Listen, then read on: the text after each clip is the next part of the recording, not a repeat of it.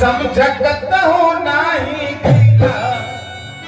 जबल धाम चौकिया अइला